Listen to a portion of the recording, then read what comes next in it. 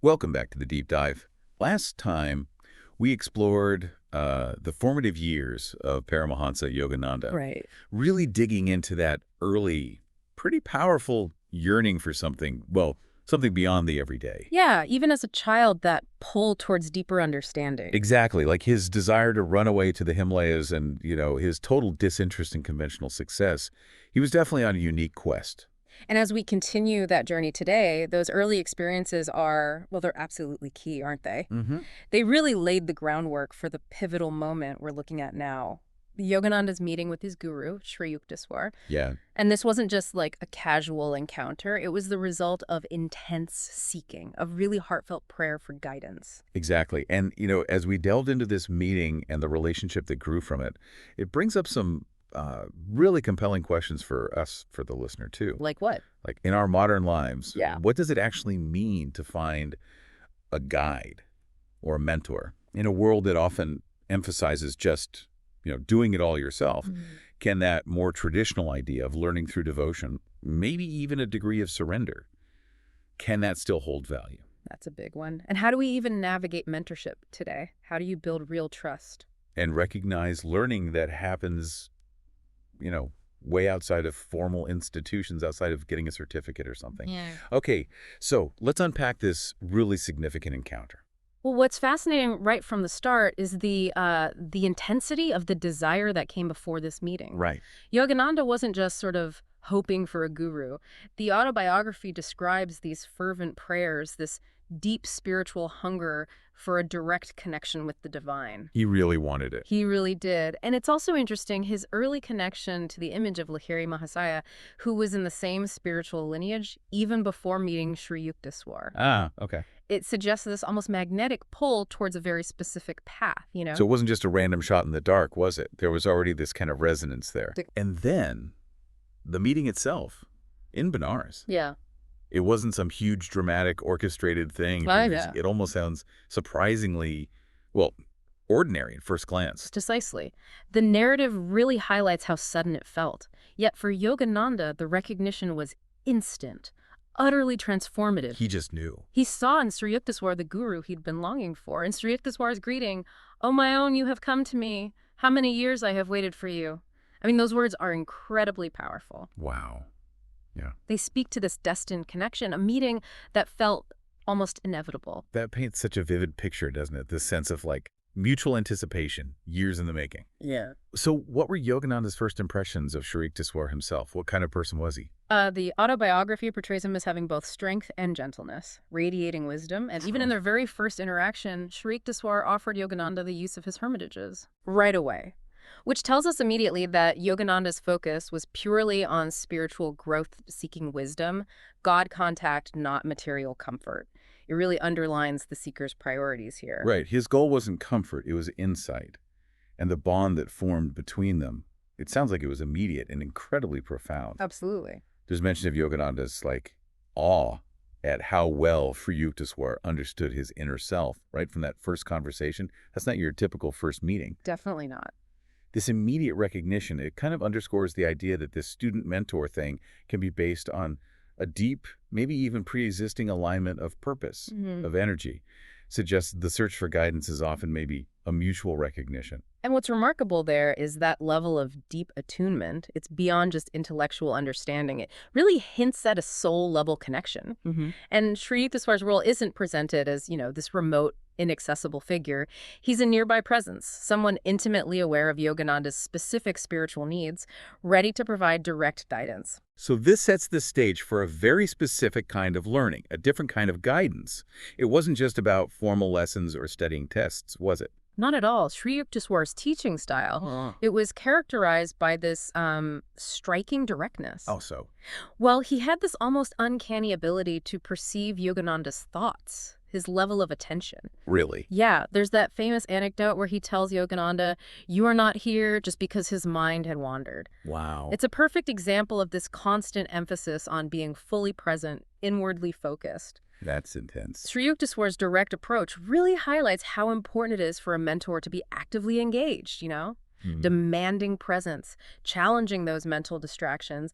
That principle applies even outside spiritual contexts, I think. That's a level of mindful engagement you just don't often find in, say, a typical classroom. It's about complete presence, mentally, physically, spiritually. Exactly. And the learning went far beyond just intellectual talk. Yogananda describes Sri Yukteswar imparting knowledge that seemed to bypass words entirely. Even in moments of silence or just during casual conversation, he talks about feeling this profound, healing calm just by being in his guru's presence.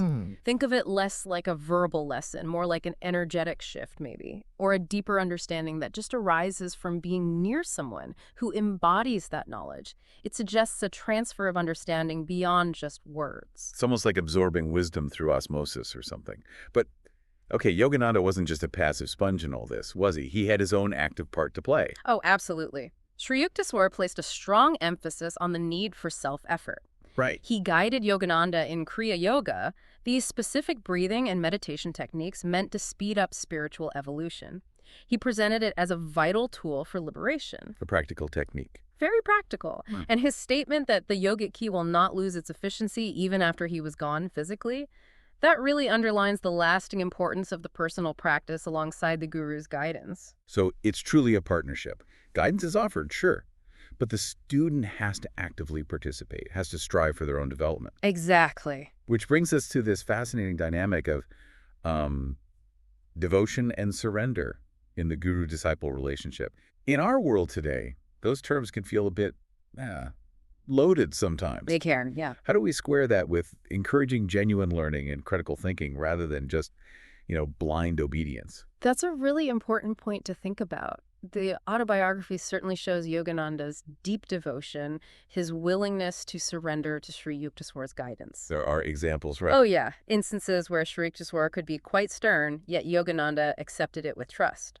But I think it's crucial to see this surrender not as just giving up your own will or intellect, Okay. but more as a profound trust in the wisdom of someone who's further along the path. It's like a focused channeling of energy and faith towards a source of higher understanding, if that makes sense. So it's not about becoming an unthinking follower, but about recognizing and respecting a certain level of, attained wisdom and insight.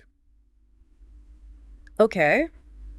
And how might this translate into mentorship in our lives today? Can we find similar levels of trust, dedication, maybe expressed differently? Well, if we connect this to the bigger picture, those fundamental elements, trust, guidance, dedicated learning, they definitely echo in modern mentorship. Yeah. The specific cultural or spiritual context might be different, obviously, but that essential human need for experience guidance on a significant journey, that remains. True. A valuable mentor today, much like a guru maybe, offers wisdom from experience, challenges you to grow past your limits, and often sees potential in you that you haven't seen yourself yet. Right. And the trust in that relationship, it's built through consistent support, honest feedback, sometimes tough feedback, and a real visible commitment to the mentee's development. That makes a lot of sense. It's finding someone who's navigated terrain you want to explore and is willing to share their insights, help you through the rough spots. And this also brings up a really interesting point. The idea of wisdom existing beyond formal credentials.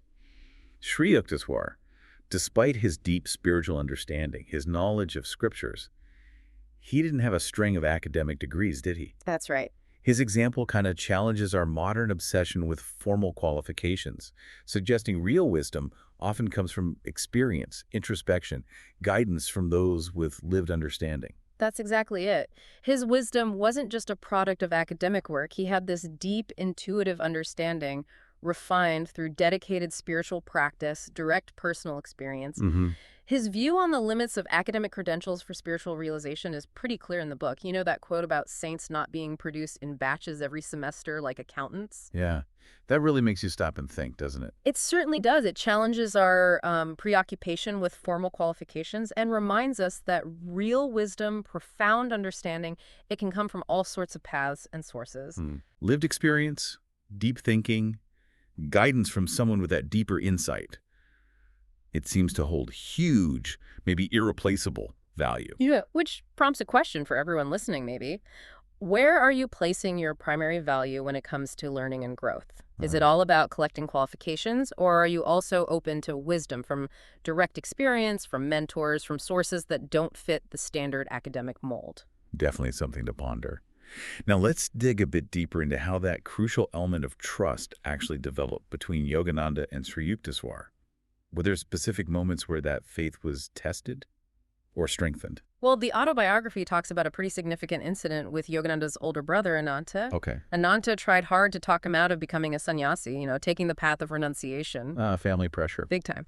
But Yogananda's unwavering faith in his chosen path and his deep reliance on divine guidance, which he clearly saw and trusted in Sri Yukteswar, that really shines through in that moment. He held firm. He did. It underscores the strength of his inner conviction and the profound trust he had in the guidance he was getting. So external doubts were met with this inner certainty, rooted in that connection with his guru.